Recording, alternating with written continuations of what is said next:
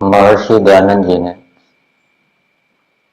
लुप्त हुए वेदों के यथार्थ अर्थ को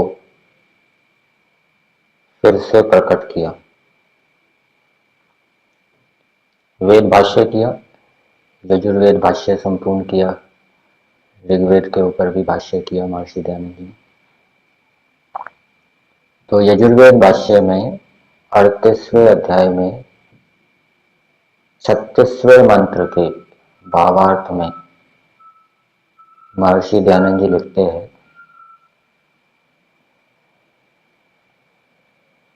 कि मनुष्यों को योग्य है कि प्राण, जीवन और समाज की रक्षा के लिए विज्ञान युक्त कर्म करें। समाज की रक्षा का भाव, देश की रक्षा का भाव भी देशवासियों के अंदर, मनुष्यों के अंदर होना चाहिए। ये वेद की आज्ञा है। जो देशभक्त है, समाज की रक्षा करता है, वो आध्यात्मिक क्षेत्र में भी प्रगति उन्नति करेगा। और जिसके मन मस्तिष्क में समाज, देश की रक्षा का भाव नहीं है, उसके लिए प्रयास नहीं करता, तो वो आध्यात्मिक क्षेत्र में प्रगति करे संभव नहीं। तो तीनों बातें लिखी है, प्राण, जीवन और समाज की रक्षा के लिए मनुष्य विज्ञान युक्त कर्मों को करे और दिन और रात्रि का युक्तिपूर्वक सेवन करें तथा कस्तूरी आदि सुगंध वाले पदार्थों से युक्त घृत से अग्नि में होम करके वायु की शुद्धि द्वारा नित्य आनंदित हो। तो ऐसे कर्म करें जिससे कि अपने जीवन की रक्षा भी हो, अपने प्राणों की रक्षा भी हो और समाज की रक्षा भी हो। यही बात आपको छठे समोल्लास में भी मिलेगी कि राजपुरुष ऐसे कर्मों को करें जिससे उनका भी हित हो और सर्वहित हो, सबका भी हित हो। और इसी से मिलती जुलती बात आर्य समाज के नियम में भी लिखी है कि सबकी उन्नति में अपनी उन्नति समझनी चाहिए। तो मनुष्यों को अपना रक्षा और समाज की रक्षा के लिए ऐसे कर्म करने चाहिए। तो वेद के अंदर जिन कर्मों का विधान किया गया है, उन कर्मों से मनुष्य की भी रक्षा होती है और समाज की रक्षा भी होती है। जैसे यम नियम है, यम नियम योग के अंगों के अंतर्गत आते हैं। तो यमों का संबंध समाज के साथ अधिक बताया गया है। यमों के सेवन से व्यक्ति की भी रक्षा होगी, समाज की भी रक्षा होगी, लेकिन उसका संबंध समाज से अधिक बताया गया है। नियमों के सेवन से भी दोनों की रक्षा होगी, दोनों का हित होगा। नियम का पालन करने वाले का भी हित होगा और समाज का भी हित होगा, लेकिन उसका अधिक संबंध व्यक्ति के साथ बताया गया। परंतु इन कर्मों को करते समय जिन कर्मों के माध्यम से अपना हित भी हो रहा है, अपनी रक्षा भी हो रही है और दूसरों का हित भी हो रहा है, दूसरों की रक्षा भी हो रही है, वहां पर यह बात भी ध्यान रखनी चाहिए कि सामाजिक सर्वहितकारी कार्यों में मनुष्य परतंत्र रहे और जो अपने अपने धर्मयुक्त कार्य हैं उनमें स्वतंत्र रहे। यम नियमों को यदि हम देखें तो यमों को व्यक्ति मुख्य मान के चले, नियमों को गौण मान के चले और यमों का पालन करते हुए नियमों का पालन करें।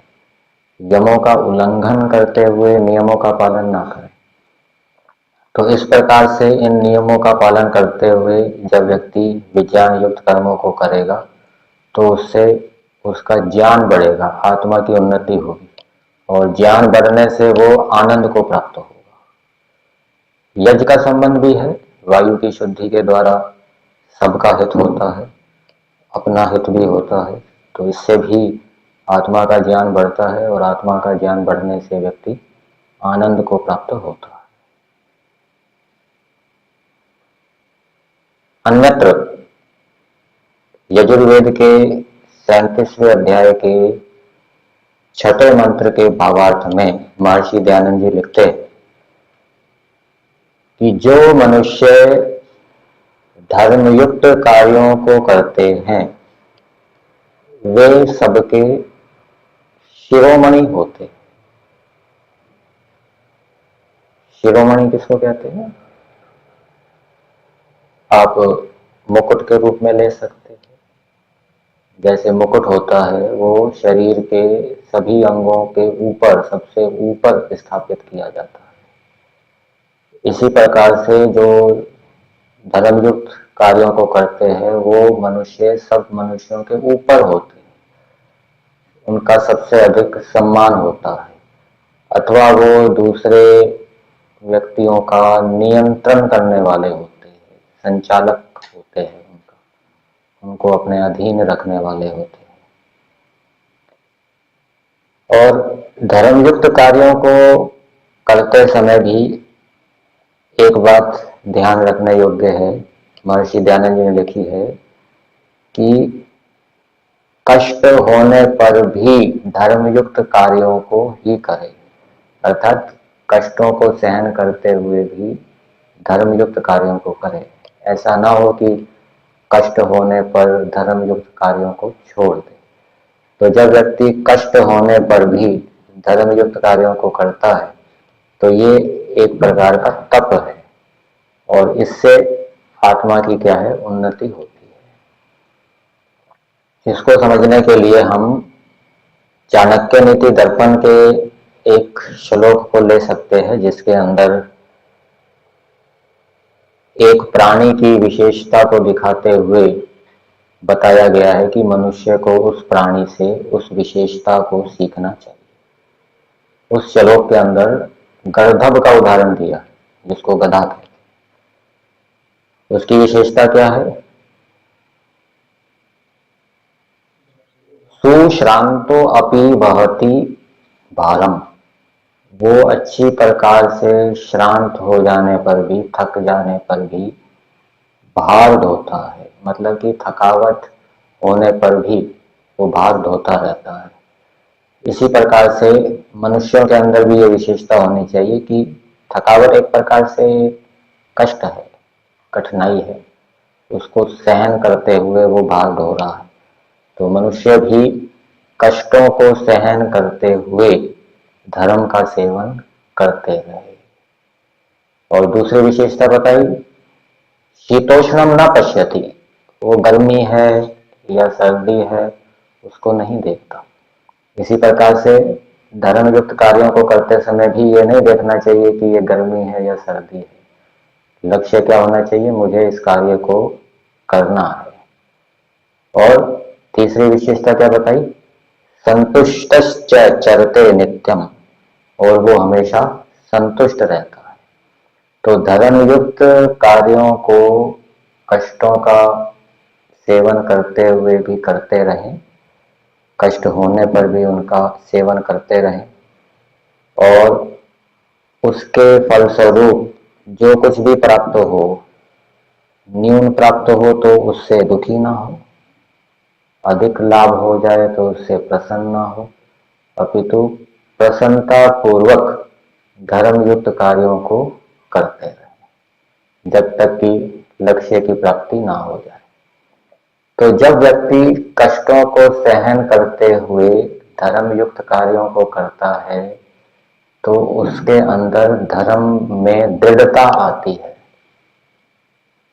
पीछे मैंने एक बात बताई थी, जब व्यक्ति श्रद्धा पूर्वक अच्छे कार्यों को करता है, श्रद्धा भी अच्छे कार्यों में दृढ़ता लाने का कारण है।